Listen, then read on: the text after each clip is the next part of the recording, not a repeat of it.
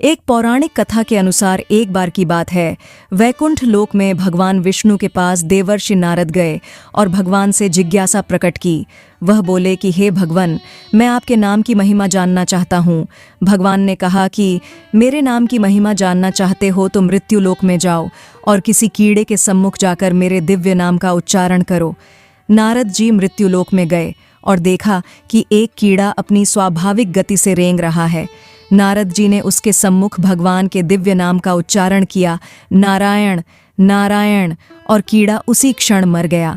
नारद जी भगवान के पास आए और निंदा करने लगे कि भगवान, आपका दिव्य नाम सुनते ही कीड़ा तो मर गया। भगवान मुस्कुराए और कहा, मृत्यु लोक में पुनः जाओ, वहां फूल पर तितली बैठी होगी, उसे मेरा पावन नाम सुनाओ। नारद जी मृत्युलोक में गए और देखा कि एक फूल पर एक सुंदर तितली बैठी है। उसे भगवान का नाम सुनाया, नारायण नारायण, लेकिन तितली भी नाम सुनते ही मर गई। नारद जी फिर भगवान के पास गए और कहा कि भगवान, आपके नाम को सुनते ही तितली तो मर गई।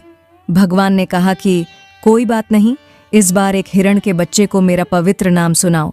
नारद जी मृत्युलोक में गए और देखा कि एक नर हिरण और मादा हिरण के पास छोटा सा बच्चा खेल रहा है। नारद जी सहमे सहमे कदमों से बच्चे के पास गए और उसे भगवान का नाम सुनाया, नारायण नारायण। नाम के सुनते ही वह हिरण शावक भी मर गया। नारद जी यह सब देखकर दुखित हो गए और भारी मन से भगवान के पास जाकर कहा, भगवान, यह सब मैं क्या देख रहा हूँ? आपका पवित्र नाम तो तारने वाला होना चाहिए, किंतु यहाँ तो जीव जंतु मरते जा रहे हैं। भगवान ने आश्वासन दिया कि डरने की कोई बात नहीं, एक बार मृत्युलोक में फिर से जाओ और किसी नवजात गाय के बछड़े को मेरा नाम सुनाओ। नारद जी न चाहते हुए भी भगवान के बार बार कहने पर मृत्युलोक में आए और देखा कि गाय के पास एक नवजात बछड़ा पूरे उल्लास से दुग्ध पान कर रहा है। नारद जी डरे डरे से बछड़े के पास गए और भगवान नाम का उच्चारण किया, नारायण नारायण, और गाय के बछड़े की भी वही गति हुई, वह तत्क्षण मर गया। नारद जी दौड़े दौड़े भगवान के पास आए और कहा कि भगवान, बंद कीजिए, अपनी यह लीला, मुझे नाम की महिमा नहीं जाननी है। आपका नाम उच्चारण तो जीवों को मार रहा है, मेरी और परीक्षा मत लो। भगवान ने कहा, शांत हो जाओ ऋषिवर, एक बार मेरे कहने से मृत्युलोक में फिर जाओ और इस बार जीव जंतुओं पर नहीं, मनुष्यों पर मेरे नाम का प्रभाव देखो। काशी नरेश के यहाँ एक पुत्र हुआ है, उसके कान में मेरा अलौकिक नाम सुनाओ। नारद जी बोले, भगवान, आप मुझे कहाँ भेज रहे हैं? मैं कलंकित हो जाऊंगा, मुझे लोग हत्यारा कहेंगे। भगवान के आदेश से उनके बार बार विश्वास दिलाने पर नारद जी काशी नरेश के यहाँ गए। वहां शिशु जन्म के उपलक्ष्य में उत्सव मनाया जा रहा था। राजा को जब पता लगा कि वैकुंठ लोक से देवर्षि आए हैं तो उन्होंने उनका खूब स्वागत सत्कार किया और कहा कि आप नवजात शिशु को आशीर्वाद दें। नारद जी के पैर आगे नहीं बढ़ रहे थे।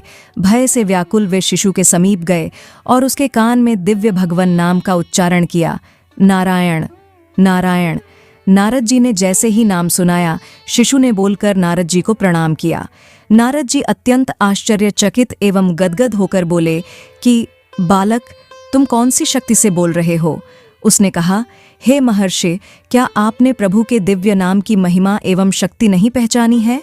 मैं ही वह कीड़ा, तितली, हिरण का बच्चा और गाय का बछड़ा हूँ।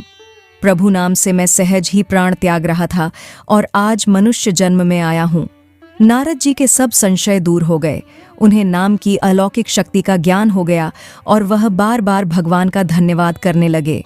भूमि में जब बीज बोए जाते हैं तो यह नहीं देखा जाता कि बीज उल्टे पड़े हैं या सीधे, पर फिर भी कालांतर में फसल बन जाती है। इसी प्रकार नाम सुमिरन कैसे भी किया जाए, उसके सुमिरन का फल अवश्य ही मिलता है। भगवान का नाम हमेशा जपना चाहिए। यह आवश्यक नहीं कि मुख से जोर जोर से भगवान का नाम बोला जाए, अपने मन में भी ध्यान करके भगवान का नाम जपा जा सकता है। वर्तमान में अनेक लोग दुख को भूलने के लिए मद्यपान करते हैं, परंतु मद्यपान दुख को भूलने का साधन नहीं है। दुख के परिहार के लिए नाम जप करना ही उपयुक्त है। किसी भी परिस्थिति में ईश्वर का नाम लेने से सभी संकट टल जाते हैं। सभी भक्त कमेंट में श्री हरिनारायण जरूर लिखें और आपको ये कथा कैसी लगी जरूर बताएं। इसी तरह के वीडियोस देखने के लिए हमारे चैनल को सब्सक्राइब करें और हो सके तो वीडियो को लाइक और शेयर करें।